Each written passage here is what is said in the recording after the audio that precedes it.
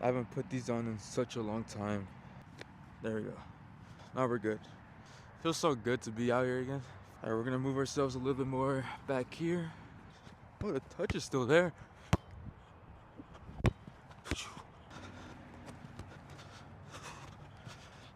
I'm already tired.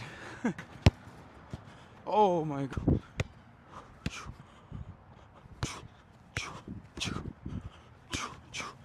Ooh. Oh. I just made a banger shot, but I didn't even record it, bro. It's because that's my warm-up ball. It's not even full of air. Oh, hell no, man. What the? I'm not even kidding to you. I just did another banger, but I wasn't even recording. I promise you, and it's with the ball that is flat. That's not supposed to happen. Oh, come on. That's better. All right, we just finished playing around. Hope you guys can still hear me with the mic, even though this car's in the back. But anyways, yeah, it's been a while since I've been back here. Like, just back to playing in general, because I didn't talk about it much, but I tore my ACL back in 2022, and it was, besides the heartbreak I went through, it was one of the worst heartbreaks I've ever had so far in my life, because back then soccer was everything to me, and it meant so much to me. So to be back here, it feels really nostalgic, feels really good, and that's why it was so hard to go through. Really, it was really hard to go through that. And so, especially when it's something that you love and you have to stop for a while, you don't really know what to do. I didn't think I would ever tear my ACL, ever. It made me lose a lot of time to play. I didn't get to play for varsity. Like, I know it wasn't gonna be probably a starter, but I still wanted to play. But we still ended up winning the Moore League, which is awesome. So I got to experience that with them, just on the bench, I guess. And it was 2022 when, in a match, it was like of May, I think, May of 2022. It was in the match. It was, I think, State Cup. No, it was not State. I don't think it was State Cup. No, it couldn't be. It was like some sort of tournament, right? And so, just a quick recap. I was in a match, and me and this guy were going for the ball, and it was like a 50-50. The ball was right here. We were like right here, just running towards it. The ball was right here, and at just the right moment, he caught me off balance. He bumped me, caught me off balance. I tried to land on my knee, and crack. It like popped, like a huge pop. You could feel the pop just swarm through my leg. Just, it was a huge pop, and it hurt so bad. Um, like, I couldn't move it for a while, and then after like a minute, the first aid came to get me, and I went to the tent, and I didn't know at all that I tore my ACL. I didn't know. All they did was give me an ice pack. I was, I was like, "Are you sure this is gonna help?" And she's like, "Yeah, just put it on. It'll heal just fine. You'll probably even go back to playing." And I felt like I was gonna go back in because I didn't know if I tore my ACL. I didn't know anything. I didn't even know about the ACL yet. And so I was gonna go back, but then it started to swell up a bit, and I didn't end up going back in because I was just like, maybe this is something else. And so I kept the ice pack there the whole day. And then later on, throughout the day, I was like, I can't even walk right. I have to like, I was walking like an elderly man. I can't even walk right. I was like, are you sure nothing's happened? And I asked my dad. He's like, yeah, it should be fine in just a couple days. Okay. Still ended up hurting, and I went back to practice about 2 weeks later. This is like early June. Early June. I went back to practice, and I immediately fell. Like, I tried to get a strong stance on my knee, on my right knee, and I immediately fell, and I was like, this got to be something else. I don't feel right. It doesn't feel strong. There's no like hold when I try to put pressure on it. So I just fell, and I was like, fuck. And so June we went to the doctors. They said I wouldn't be able to play for about 9 to 12 months if this was an ACL tear. They like examined me, and my heart dropped when I heard that. I was like, I'm about to enter my senior year of high school, my last year to be able to play, and you're telling me that I'm not gonna be able to play? And he immediately, the doctor saw immediately my face. He looked at my face, and he was like, don't worry, we're still gonna examine it. We're not 100% sure. And I was like, I hope you're not 100% sure. This is like my life. School, soccer, eating, sleeping, basically it. Ended up finding out it was an ACL tear, and then I had surgery later on that year. And I started my senior year at home because I was off for like a month after the surgery. But that month was hell. That month was extreme hell, and I felt like I wasn't gonna get anywhere. I stayed in bed for a month. I didn't even shower. Sounds disgusting. It is. I didn't even shower for like a few weeks until I was able to, at least walk somewhat and then shower. It's probably too much, but oh well. But yeah, I did that. I went back to school after like a month and a half, and I had this bracelet on me, and this like whole bracket thing that went from like my thigh to my shin, and it was like this whole thing. I forgot what it's called, but it was there to basically just help support and bend. I felt embarrassed. I didn't like wearing it at all. I did not like wearing it, and I had to keep it straight the whole time. So uncomfortable.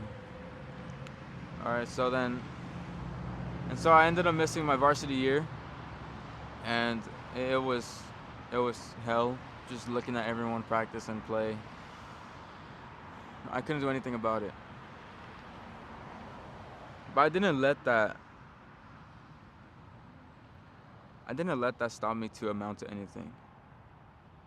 Yes, it was like super hard. It was a tough period.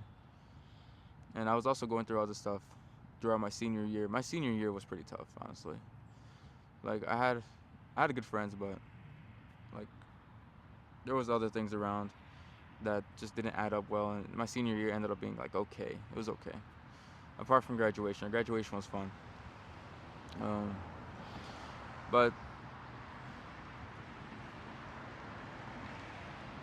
I didn't let that stop me to amount to like to think less of myself just because I stopped playing the sport that I love for a long time. And I feel super bad even for the professionals who like go through the same thing. Even though they will recover faster, they love the sport so much, they're higher in the ranking. And when it all stops, it's like, what do I do now? This is my job. And I've always wanted to become at least a high elite player, but I was doing recently, it was just like recently, I was doing hamstring curls, and I always felt a little uncomfortable, right? And I was like, what is that? And I'm like, oh, that's my ACL.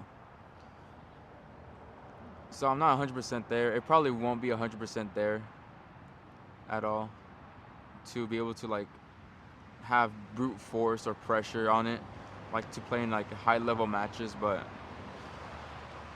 that's just how life is, man. You just can't control some things, and you have to. It's not like you have a choice. You just have to find the brighter side of it. It sounds cliche as fuck, but you just have to. I met my therapist, my physical therapist, who helped me go through the journey the whole way, from after the surgery to like last year. He was there from day one. He helped me there. Sure, he was getting paid to do so, but bro, he was such an awesome guy. I appreciate him so much, and I wouldn't have met him if I didn't tear my ACL. He taught me a lot of good lessons. He was like another brother, like an older brother for me. He taught me his lessons, not just about physicality stuff, but damn, the sun's getting out. But just about life in general. Sometimes I would just go just to talk to him, because he was such a cool guy.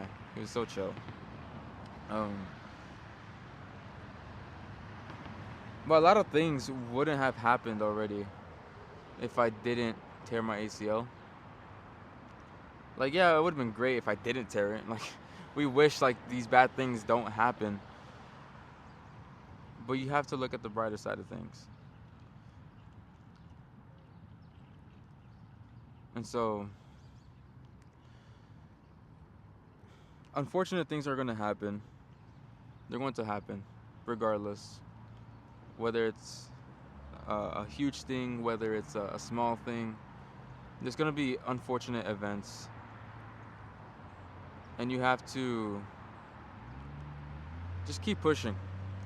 Keep pushing forward and don't let it define you. I let it define me for a while. I was like, I tear my ACL, I can't play soccer, that means I'm nothing. No, I didn't do anything. I instead just committed to myself. I can't play soccer, but I can go to the gym. At least go to the gym.